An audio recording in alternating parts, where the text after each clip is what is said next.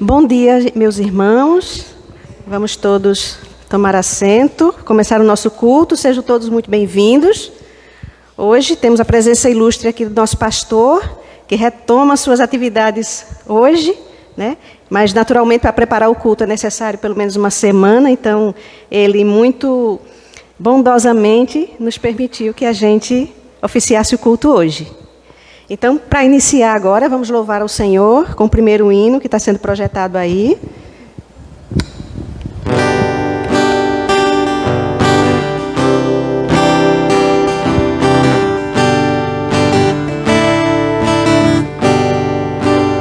Senhor meu Deus, quando eu maravilhado os grandes feitos vejo da tua mão. Estrelas, mundos e trovões rolando, a proclamar teu nome na amplidão. Então minha alma canta-te, Senhor, grandioso és tu, grandioso és tu. Então minha alma canta-te, Senhor, grandioso és tu, grandioso és tu. Ao caminhar por bosques e florestas, ouvindo a brisa, pássaros cantar, ouvendo além montanhas altaneiras, o teu poder e glória proclamar. Então minha alma canta-te, Senhor, grandioso és tu, grandioso és tu. Então minha alma canta-te, Senhor, grandioso és tu, grandioso és tu. Ao revelares que na cruz maldita, por teu amor, Jesus ali morreu e me livrou do jugo do pecado, a morte, as hostes infernais venceu. Então minha alma canta-te, Senhor, grandioso és tu, grandioso és tu. Então minha alma canta-te, Senhor, grandioso és tu, grandioso és tu. Quando afinal em resplendor e glória Jesus abrir as portas da mansão, eu quero estar de joelhos entre os santos, na mais humilde e vera adoração. Eu cantarei eternamente ali, grandioso és tu, grandioso és tu. E eu cantarei eternamente ali, grandioso és tu, grandioso és tu.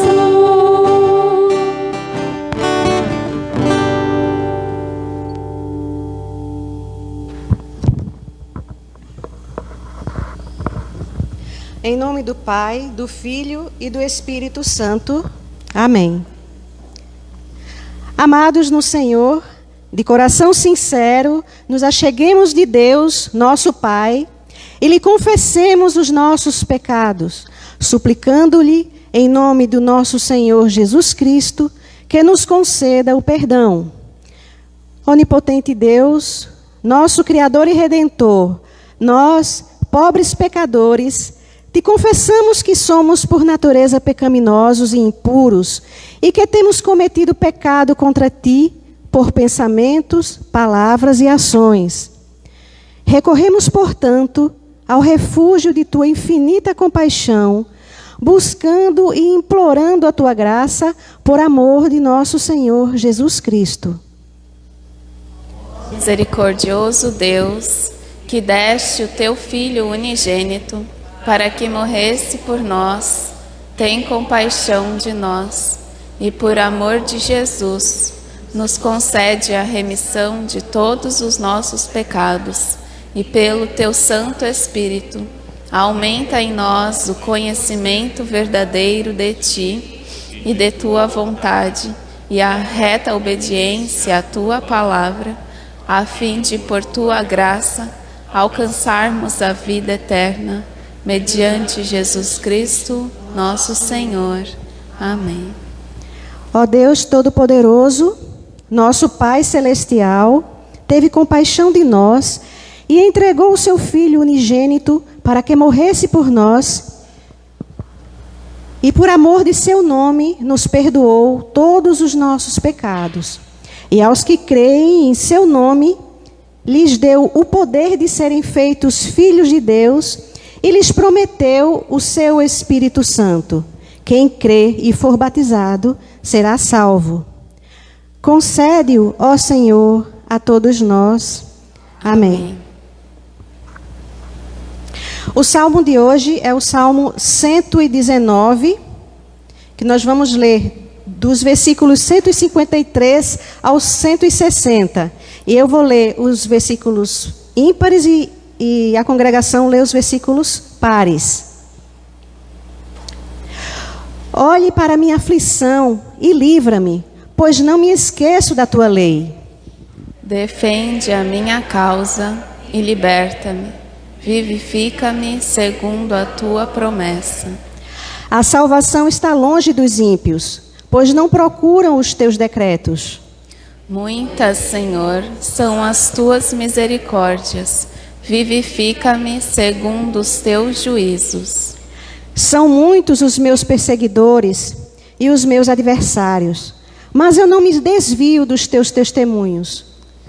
Vi os infiéis e senti desgosto, porque não guardam a tua palavra. Vê como amo os teus preceitos, vivifica-me, Senhor, segundo a tua bondade. As tuas palavras são em tudo verdade, desde o princípio, e cada um dos teus justos juízos dura para sempre. Glória ao Pai, e ao Filho, e ao Espírito Santo, como era no princípio, agora é, e por todo sempre há de ser. Amém. Oremos. Todo-Poderoso Deus, pela ação do Teu Espírito Santo, concede que possamos ouvir com alegria a Tua palavra proclamada entre nós e seguir as Tuas orientações, através de Jesus Cristo, Teu Filho, nosso Senhor, que vive e reina contigo e o Espírito Santo, um só Deus, agora e sempre. Amém. Agora, meus irmãos, vamos nos preparar para a leitura da palavra, todos sentados, já estão...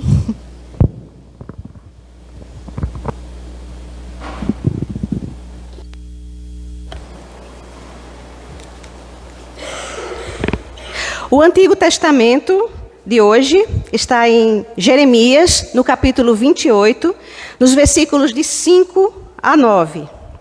Ouçamos a palavra. Então o profeta Jeremias respondeu ao profeta Ananias, na presença dos sacerdotes e de todo o povo que estava na casa do Senhor. Jeremias disse: Amém, que assim faça o Senhor. Que o Senhor confirme as palavras que você profetizou e traga de volta a este lugar os utensílios da casa do Senhor e todos os exilados que estão na Babilônia. Mas ouça bem esta palavra que eu falo a você e a todo o povo. Os profetas que houve antes de mim e antes de você, desde a antiguidade, profetizaram guerra, calamidade e peste contra muitas terras e grandes reinos. O profeta que profetizar paz será conhecido como profeta enviado pelo Senhor apenas apenas quando a sua palavra se cumprir. Até aqui, o Antigo Testamento. Agora nós vamos ler a epístola do dia, que está em Romanos, no capítulo 7, os versículos de 1 a 13. Ouçamos a palavra. Ou vocês não sabem, irmãos, pois falo aos que conhecem a lei, que a lei tem domínio sobre uma pessoa apenas quando ela está viva. Por exemplo, a mulher casada está ligada pela lei a seu marido, enquanto ele vive. Mas se o marido morrer, ela ficará livre da lei conjugal. De modo que será considerada adúltera se, enquanto o marido estiver vivo, ela se unir a outro homem. Mas se o marido morrer, ela estará livre da lei e não será adúltera se casar com outro homem. Assim, meus irmãos, também vocês morreram para a lei, por meio do corpo de Cristo, para que pertençam a outro, a saber, aquele que ressuscitou dentre os mortos, a fim de que frutifiquemos para Deus. Porque quando vivíamos segundo a carne, as paixões pecaminosas despertadas pela lei, operavam em nossos membros, a fim de frutificarem para a morte. Agora, porém, estamos livres da lei, pois morremos para aquilo que estávamos sujeitos, para que sirvamos de maneira nova, segundo o Espírito, e não da maneira antiga, segundo a letra. Que diremos então? Que a lei é pecado? De modo nenhum. Mas eu não teria conhecido o pecado a não ser por meio da lei, porque eu não teria conhecido a cobiça se a lei não tivesse dito, não cobice. Mas o pecado, aproveitando a ocasião dada pelo mandamento, despertou em mim todo tipo de cobiça, porque sem lei o pecado está morto. Houve um tempo em que, sem a lei, eu vivia. Mas quando veio o mandamento, o pecado reviveu e eu morri. E verifiquei que o mandamento que me havia sido dado para a vida, esse se tornou mandamento para a morte. Porque o pecado, aproveitando a ocasião dada pelo mandamento, me enganou e por meio do mandamento me matou. Assim, a lei é santa e o mandamento é santo, justo e bom. Então, aquilo que é bom se tornou morte para mim? De modo nenhum. Pelo contrário, o pecado, para mostrar-se como pecado, por meio de uma coisa boa, causou-me a morte, a fim de que, pelo mandamento, o pecado mostrasse toda a sua força de pecado. E agora, em respeito ao Evangelho de nosso Senhor Jesus Cristo, vamos ficar todos de pé e vamos ler hoje, o Evangelho de hoje é o Evangelho de Mateus, que está no capítulo 10, dos versículos 34 ao 42. Ouçamos a palavra de Jesus. Não pensem que eu vim trazer paz à terra. Não vim trazer paz, mas espada. Pois vim causar divisão entre o homem e o seu pai, entre a filha e a sua mãe, e entre a nora e a sua sogra. Assim, os inimigos de uma pessoa serão os da sua própria casa. Quem ama o seu pai ou a sua mãe mais do que a mim, não é digno de mim. Quem ama o seu filho ou a sua filha mais do que a mim, não é digno de mim. E quem não toma a sua cruz e vem após mim, não é digno de mim. Quem acha a sua vida, a perderá. E quem perde a vida por minha causa, esse a achará. Quem recebe vocês, é a mim que recebe. E quem recebe a mim, recebe aquele que me enviou. Quem recebe um profeta no caráter de profeta, receberá a recompensa de profeta. Quem recebe um justo no caráter de justo, receberá a recompensa de justo. E quem der de beber, ainda que seja um copo de água fria, a um desses pequeninos, por ser esse meu discípulo, em verdade lhes digo que de modo nenhum perderá a sua recompensa. Até aqui, a palavra do Senhor.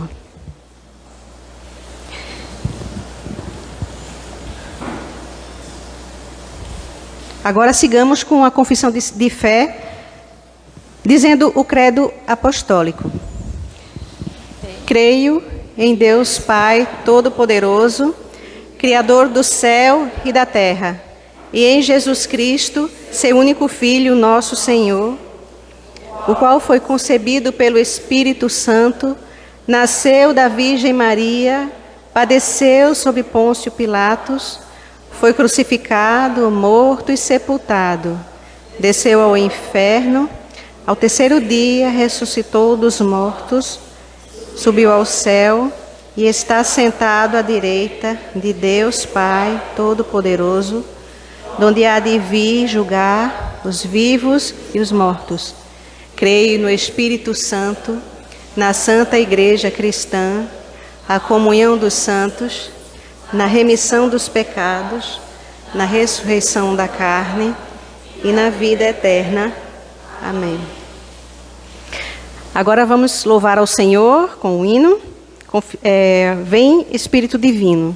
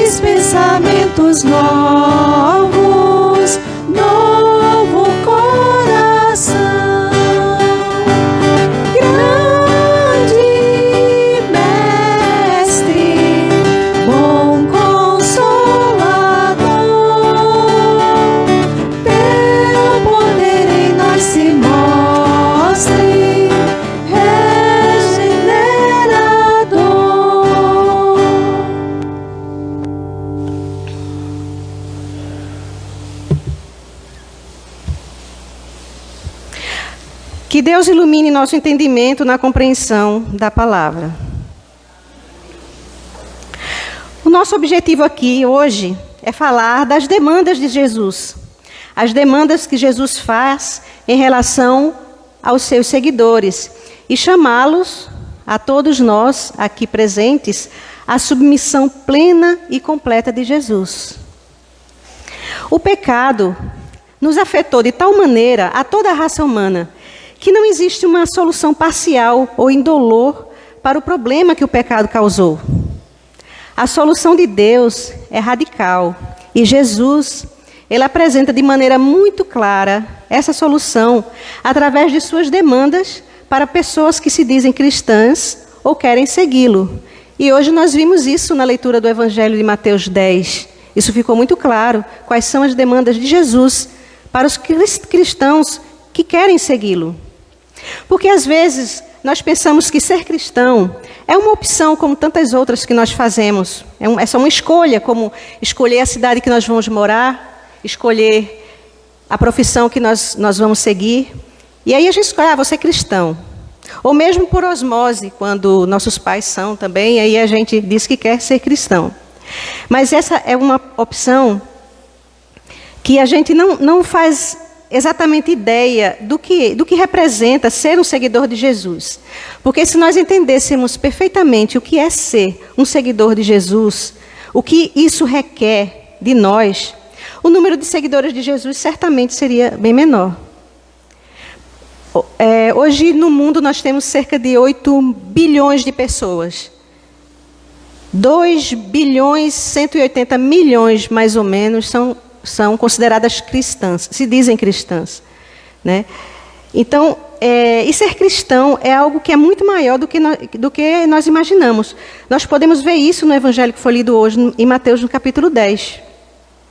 Porque no capítulo 10, que eu convido todos vocês hoje, ao retornar para suas casas, leiam o capítulo 10 do Evangelho de Mateus na íntegra.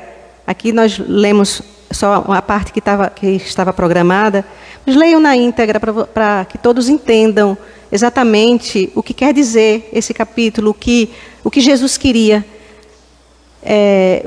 como foi feita esse processo de que Jesus envia os seus discípulos para a pregação.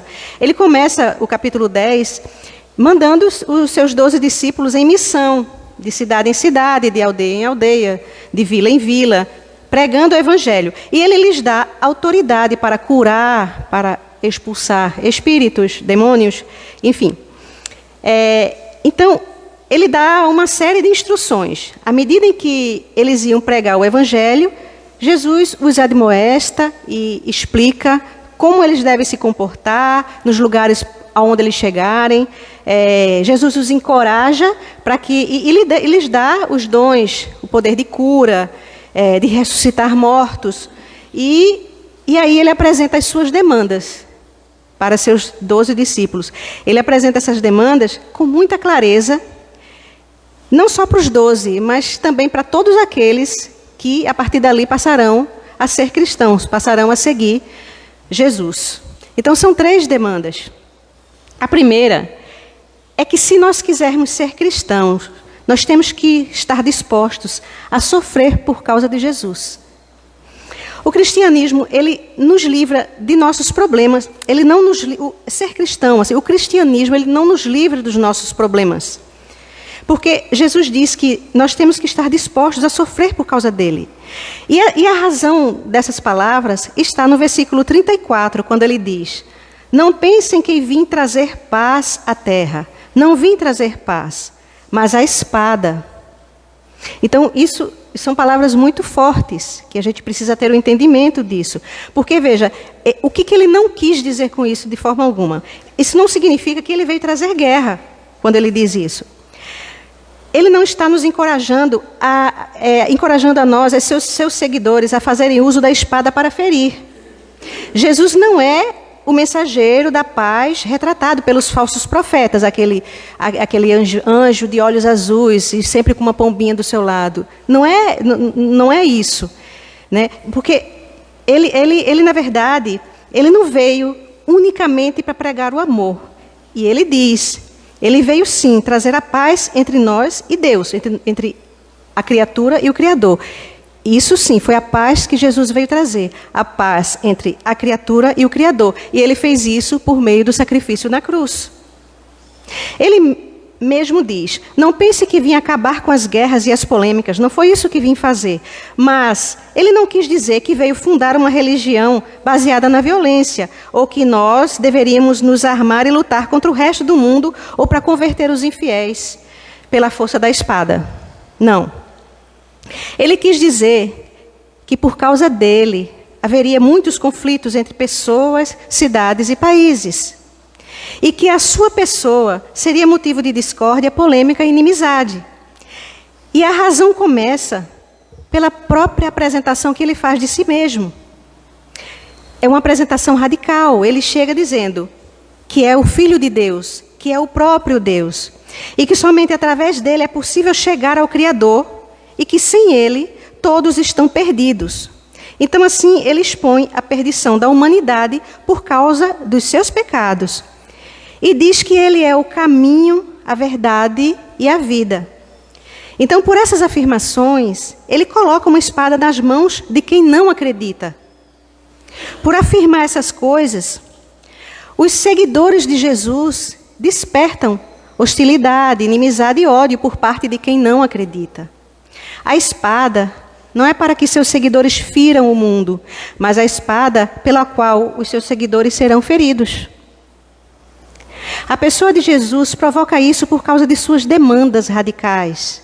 Cristo traz a paz, porque pelo seu sacrifício na cruz, ele nos coloca em paz com Deus.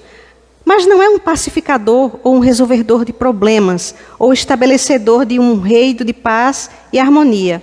Não foi esse seu objetivo na sua primeira vinda, estabelecer aquele mundo de paz que os profetas falaram no Antigo Testamento.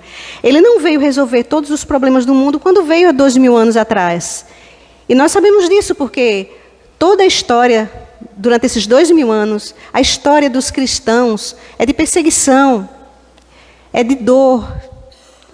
Pessoas que perderam e sofreram muito por seguir a Jesus. Então é isso que ele quer falar. O Novo Testamento, nas palavras de Jesus, eu vim trazer a espada, mas de forma alguma isso quer dizer que ele estimula a violência com essas palavras. Essa espada, ela é tão profunda que ela corta inclusive laços familiares, como diz no versículo 35 que acabamos de ler.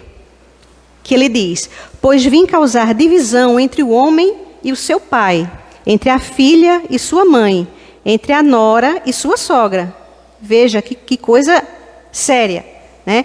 Então aqui ele polemizou bastante, porque ele falou do que não é mais, do que é mais caro para nós, o que é mais precioso, que é a nossa família, as pessoas que nós mais amamos nessa vida. A família, essas pessoas que nós temos um amor incondicional. Então ele tratou aqui no versículo 35, que veio causar divisão na família. O que Jesus está dizendo é que a sua pessoa, as suas demandas, causam atritos entre as pessoas, a ponto de separar, inclusive, laços familiares. Veja que no versículo 36 ele é bastante enfático quando diz: os inimigos de uma pessoa serão os de sua própria casa. Muitas vezes na história isso foi confirmado nas perseguições do cristianismo, pois nós vimos pais que entregavam filhos, esposas que entregavam seus maridos. E isso acontecia porque eles se tornavam cristãos. Em resumo, o que Jesus está dizendo, efetivamente, é que quem quiser ser discípulo dele, tem que estar disposto a enfrentar a ira e a hostilidade do mundo. Até mesmo daquelas pessoas que nos são mais caras. Então, essa é a primeira demanda apresentada por Jesus em Mateus capítulo 10. É saber se você está disposto a enfrentar essa espada para ser seu seguidor. Eu não vim trazer paz, mas a espada. E os inimigos do homem serão os de sua própria casa. Isso está bastante claro. É como se processa a segunda demanda de Jesus. A segunda demanda dele, ela é um pouquinho mais radical. E ela está no versículo 37. Ele diz que quem ama seu pai ou sua mãe mais do que a mim, não é digno de mim. Quando ele diz ser digno, significa ser merecedor do amor, da graça, da misericórdia de Jesus. Isso é ser digno de Jesus. É poder ter o direito de dizer: eu sou de fato cristão. É você ser de tal conduta que Jesus não vai se envergonhar de você. você vai fazer bonito para Jesus, sabe? Para que Ele jamais se envergonhe de você. É ser digno dEle. Então, para isso, Ele diz que para ser digno dEle, nós temos que, veja bem, amá-lo acima daquilo que temos de mais precioso, que é a família e a nossa própria vida.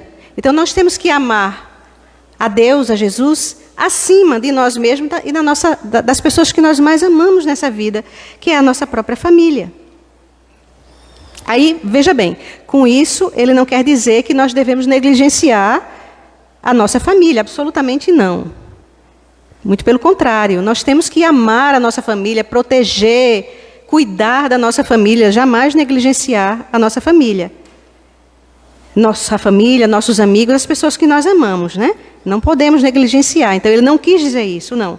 O que ele quer dizer é que o nosso amor por ele, esse deve superar qualquer outro amor que tenhamos. Inclusive, nosso relacionamento com ele é superior aos laços familiares terrenos.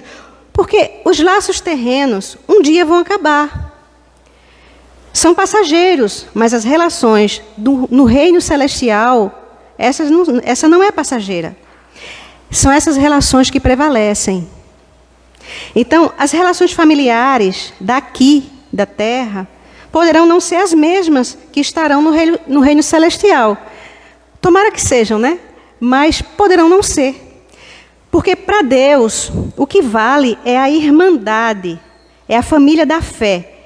E isso foi devidamente explicado em uma passagem no Evangelho de Mateus 12, quando, eu acho que todos aqui se recordam dessa passagem, é muito conhecida, quando Jesus está em um determinado local, e aí a sua mãe e seus irmãos estão do lado de fora, e aí um dos discípulos, eles pedem para falar com Jesus, e um dos discípulos vai lá e avisa, Jesus, a tua mãe e teus irmãos estão aí fora e querem lhe falar.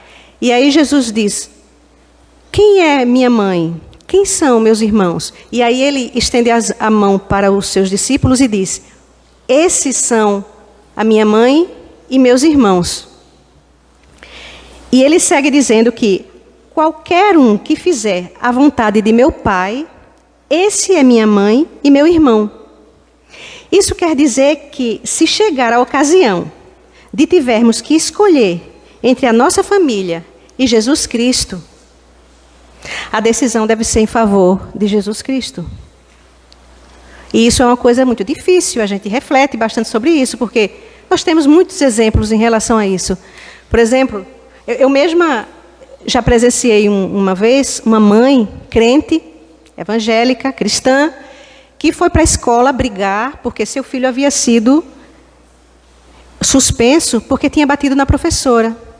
E ela foi para a escola defender o filho. Então, e era cristã, mas o que ela fez? Ela priorizou quem aí? Porque o erro desse filho precisa ser corrigido. E Jesus é a verdade. Então, ela nesse momento, ela teria que corrigir o filho. Ela teria que ficar do lado da verdade. E dizer, filho, eu te amo. E eu vou te proteger e te guardar, mas eu tenho que lhe dizer que você errou e você precisa ser corrigido.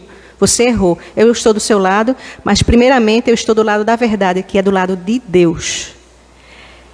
Outro exemplo é, por exemplo, se você, o seu marido comete uma falta grave, comete um erro, e aí ele está sendo confrontado naquele momento pelo erro dele, e você parte para cima com unhas e dentes para defendê-lo. Claro, é seu marido, você vai defendê-lo. Mas aí você também está priorizando o laço familiar, em detrimento de Deus. Então está colocando Jesus aí em nota de rodapé.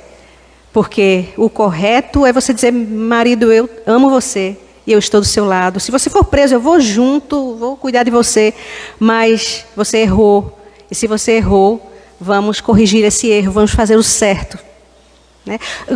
Quem nunca passou por uma situação em que você, por exemplo, você é diretor, gerente, ou algo que tem poder de mando numa empresa, por exemplo, e vai fazer uma seleção E aí, vai ter uma seleção, uma vaga lá bem legal. Aí a sua irmã liga para você. Ô, mano, olha só, o teu sobrinho, meu filho, está participando dessa seleção. Dá um jeitinho aí, ele precisa desse emprego. Aí você, tá, como é meu sobrinho, não posso, eu vou ter que ir, né? Então aí você vai ferir princípios fundamentais, que são princípios da isonomia, da transparência, da honestidade, da probidade. Ou seja, princípios que são Jesus, que deve ser colocado em primeiro lugar. Tem muitos exemplos, né, nesse sentido. E aí o que eu faço? Eu convido para que a gente faça realmente um exame de consciência e ver que cristão eu sou. Né? Eu estou colocando Jesus na minha prioridade? E aí nós vamos para a terceira demanda. E essa está no versículo 39 e é a mais radical de todas. Quando ele diz assim: quem acha a sua vida, a perderá. E quem perde a vida por minha causa, esse a achará. Quem acha a sua vida é aquela pessoa que busca as realizações terrenas, profissionais, financeiras, etc., que vive os prazeres desse mundo, que viaja muito, que ganha muito dinheiro, que tem acesso às coisas caras, e tem um carrão e tudo isso. Essa pessoa acha a sua vida se ela não guarda os preceitos de Deus. Essa pessoa, sim, acha a sua vida. Ela vive plenamente, mas ela perde a sua vida. E aqui eu gostaria de salientar isso que estou dizendo com a parábola do rico insensato. Todos aqui conhecem a parábola do rico insensato, certo? Ela está em Lucas, no capítulo 12, do 16 ao 21, eu vou ler aqui, para a gente refletir. E Jesus lhes contou ainda uma parábola, dizendo: o campo de um homem rico produziu com abundância. Então ele começou a pensar: que farei, pois não tenho onde armazenar minha colheita? Até que disse: já sei, destruirei os meus celeiros, construirei outros maiores, e aí armazenarei todo o meu produto e todos os meus bens. Então direi à minha alma: você tem em depósito muitos bens para muitos anos. Descanse, coma, beba e aproveite a vida. Mas Deus lhe disse: louco, esta noite lhe pedirão a sua alma. E o que você tem preparado, para quem será? Assim é o que ajunta tesouros para si mesmo, mas não é rico para com Deus. Então, veja bem, não é ruim ser rico, não é pecado ser rico, não é que não pode ser rico, pode ser rico sim. O ponto é que você deu a essas coisas, as coisas materiais, a sua riqueza, você deu a elas o primeiro lugar na sua vida. Você valorizou as coisas terrenas acima de Jesus Cristo. Aí você chega no fim de sua vida e desperdiça seu tempo, sua juventude, sua saúde, correndo atrás de coisas que não vão lhe trazer a vida eterna. Mas, por outro lado, quem perde a sua vida por minha causa, acha a sua vida. Então, isso significa fazer as mesmas coisas que eu citei anteriormente. Trabalhar, conquistar fortuna, com toda certeza. Fazer tudo isso, viajar, ver o mundo, ter as coisas boas também. Significa tudo isso sim, mas priorizar Jesus. Fazer as coisas certas. Ser amigo da verdade, do justo. Conquistar fortuna para ajudar o próximo. Promover o nome de Jesus. Trazer glória a Ele. Ele é a razão de tudo que você faz. Nele você coloca seus sonhos, seus planos, suas prioridades. É a vontade dele que prevalece. Então, agora foram apresentadas as 3 demandas. Vamos refletir, né? Então, vamos pensar assim: por que Jesus, ele tem autoridade para exigir essas demandas? É porque ele é o Filho de Deus. Ele é Deus, ele é o Criador de todas as coisas. Ele é o Senhor de tudo e de todos, que morreu pelos nossos pecados, ressuscitou dos mortos, subiu ao céu e está sentado à direita de Deus Pai, de onde há de vir para julgar a nós todos. Ninguém mais, ninguém aqui na terra tem o direito de pedir estas coisas para ninguém, a não ser que Ele seja Deus. Somente Deus tem esse direito. Agora, o que eu quero com essa mensagem é convidar você e a mim também, é claro, a repensar sobre o cristão que você é, a sua declaração de fé de que você é cristão. Você é cristão mesmo? Olhe o que Ele exige de nós. Olhe para os seus atos, para as suas atitudes, para as suas escolhas, os planos que você tem feito. Qual é o lugar de Cristo nesses planos? Por que você quer ir para uma universidade? Por que quer ter um emprego? Por que quer ter uma família? Qual é o objetivo disso? Por que você quer tudo isso? Por que você está correndo atrás dessas coisas? Por qual motivo?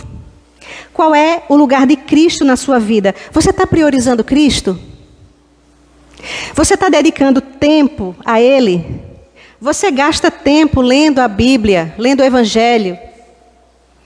Você cria momentos na sua casa, na sua família, para ler, nem que seja um versículozinho do Evangelho, e refletir um pouquinho e dizer assim: família, olha só, vamos ler isso aqui. O que vocês acham disso aqui? Dedicar um tempinho para Jesus. Porque, veja, quando a gente diz, eu amo Jesus, certo? Mas só que quando a gente ama Jesus, quando a gente ama alguém, a gente quer tê-lo por perto.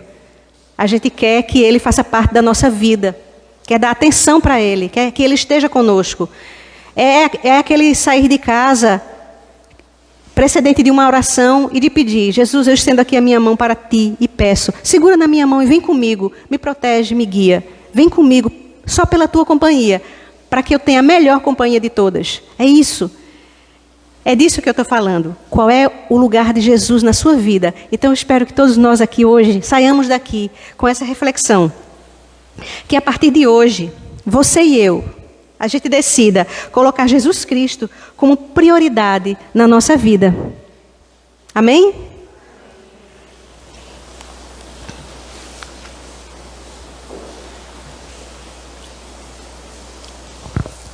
Agora vamos seguir. Agora vamos seguir com o ofertório.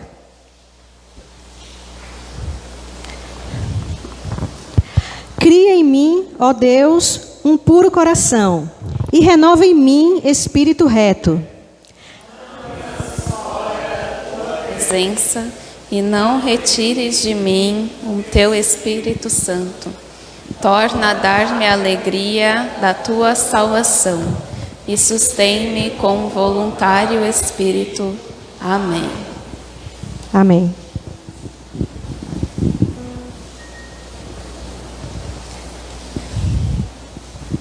Agora, meus irmãos, nas palavras do apóstolo Paulo, em 2 Coríntios, nós vamos agora fazer as ofertas.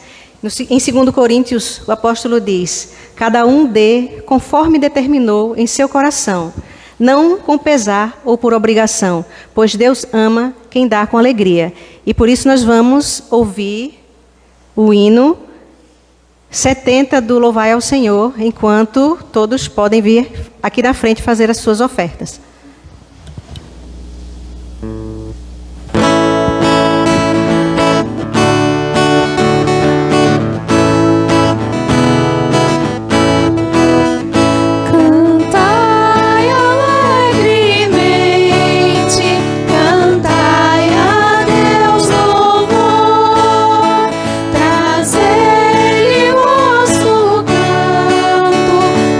Júbilo e de amor.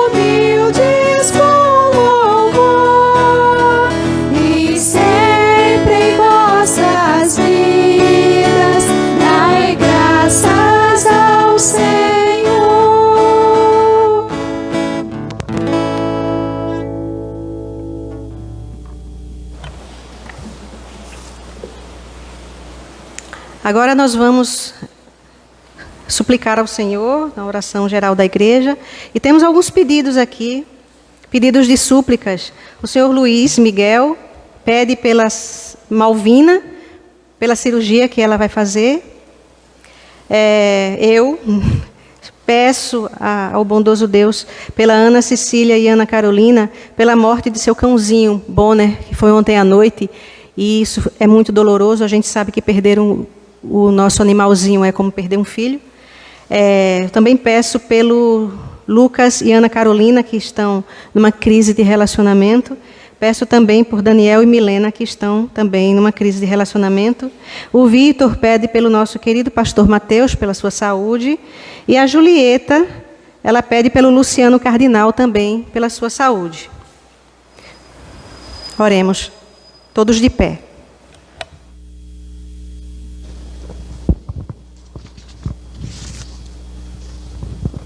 Querido Pai Celestial, Senhor da nossa vida e origem da nossa salvação, chegamos diante de Ti com louvor e adoração.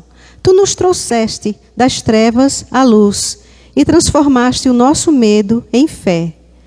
Contudo, apesar de Tua bondade e piedade, ó Senhor, somos culpados de ofensas.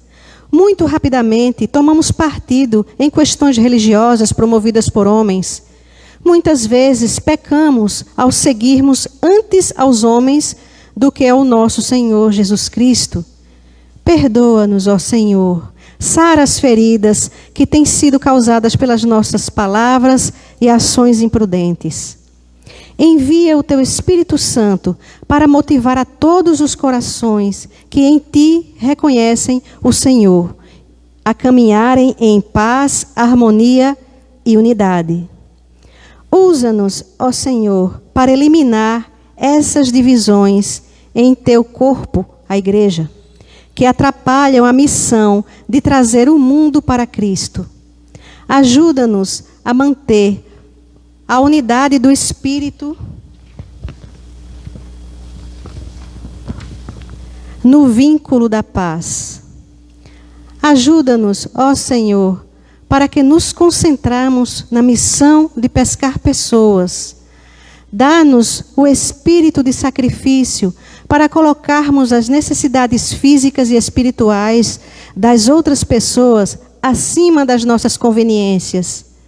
Sê uma luz para aqueles que estão em trevas e guia os nossos pés nos caminhos da paz.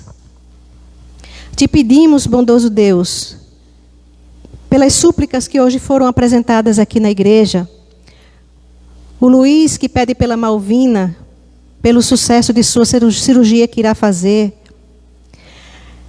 a mim que peço pela Ana Cecília e pela Ana Carolina que perderam seu cãozinho Bonner, e também peço pelo Lucas e Ana Carolina que estão passando por uma crise de relacionamento, Pai amado. E pelo Daniel e Milena, que da mesma forma também passam por uma crise no seu relacionamento, Senhor. Cuida deles, meu Deus, que seja feita a Tua vontade. Também peço, Senhor, pelo Vitor, que pede pelo pastor Mateus, que recupere a sua saúde e que volte para nós. E a Julieta também, que pede pelo Luciano, que também o Senhor conceda a saúde dele. Assim, meu Deus, continua a abençoar a todos nós, a nossa igreja, o nosso país com liberdade religiosa e refreia a expansão do crime e da opressão. Concede paz ao mundo para que não sejamos intimidados no cumprimento da Tua grande comissão. Oramos então em nome de Jesus. Amém. Pai nosso, que estás nos céus, santificado seja o Teu santo nome. Venha o Teu reino, seja feita a Tua vontade, assim na terra como no céu. O pão nosso de cada dia nos dá hoje, e perdoa-nos as nossas dívidas, assim como nós também perdoamos aos nossos devedores. E não nos deixes cair em tentação, mas livra-nos do mal, pois Teu é o reino, poder e a glória para sempre. Amém. Amém. Chegando agora ao final do nosso culto, nós vamos retornar ao nosso lar, mas não retornaremos sozinhos, porque a bênção do Senhor irá conosco. Todos comigo. O Senhor nos abençoe e nos guarde. O Senhor faça resplandecer o seu rosto sobre nós e tenha misericórdia de nós. O Senhor sobre nós levante o seu rosto e nos dê a paz. Amém. Agora vamos ao hino final, todos sentados.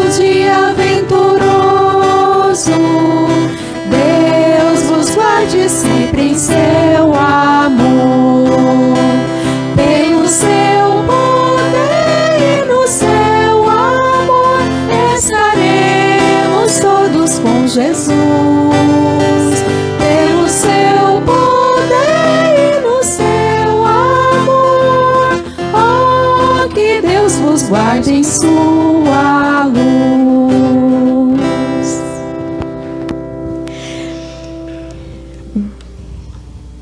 Amados, eu primeiro quero agradecer, antes mesmo dos avisos, eu quero agradecer a Deus, primeiramente, e a todos vocês, pela honra de estar aqui, nessa tribuna, né, dirigindo o culto de hoje.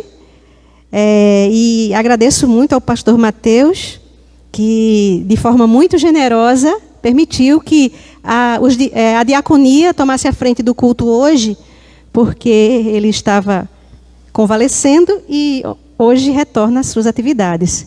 E ele muito bondosamente, respeitosamente, nos permitiu. Bom, os avisos que nós temos é um aviso super mega importante.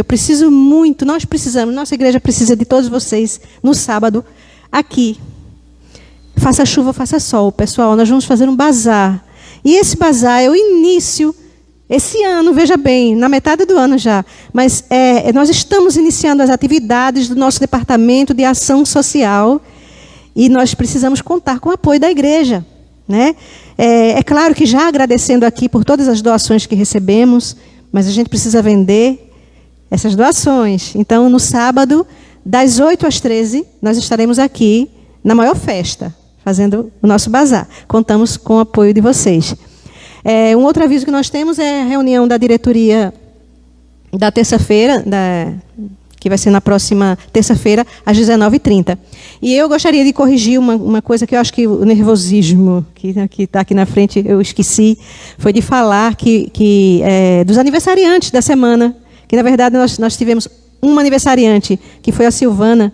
Ainda bem que eu não estava aqui, porque eu passei direto, não falei. Mas foi projetado aqui, né? Que foi no dia 1º, aniversário dela. Tá? Então, esses são os 2 avisos que eu quero colocar, e eu gostaria de saber se os demais aqui da congregação têm algum aviso ou alguma coisa para falar.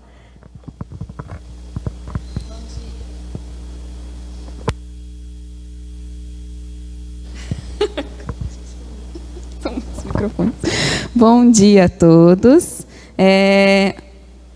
Em nome das servas, né?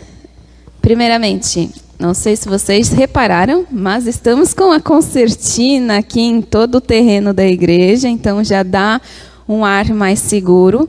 Mas precisamos ainda continuar trabalhando em prol da segurança da igreja, né? Então, hoje também teremos o projeto das servas, logo após o culto. Como está chovendo, vamos lá para a cozinha, né? Então, quem quiser ajudar, nós temos disponível um bolo, empadas também, e acho que é só, né?